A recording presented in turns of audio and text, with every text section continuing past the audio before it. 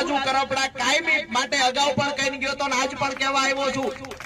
કે આ લડાઈમાં પરિણામ સુધીની લડાઈ જે પણ લડવાની થાય એમાં રાજુ કરપડા 13 ગામ પગલા સમિતિની સાથે છે। અહીંયાથી ગયા પછી અમુક નેતાઓના નેતુડીઓના વિડીયો જોયા, એમને એવું કીધું બહારથી આવેલા લોકો અહીંયા આવીને ગુમરાહ કરે છે। બહારથી લોકો ત્યારે આવવું જોઈએ તમે માય કાંગલા થઈ ગયા। બીજી વાત કે કોઈ એવું કહેતું હોય કે અહીંયા રાજકારણ કરવા આવ્યા છે, આજે જાહેર મંચથી કહું છું કે હું કોઈ પણ પાર્ટી સાથે ભલે જોડાયેલો હોય પણ એક ખેડૂતના દીકરા તરીકે આજે આ ખેડૂતોની લડાઈમાં સાથે છું અને આવનાર સમયમાં ભાજપના નેતાઓને કહીએ છીએ કે ધાતરવડી 2 માંથી રાજુલા જાફરાબાદને પાણી મળે એ વ્યવસ્થા કરો અને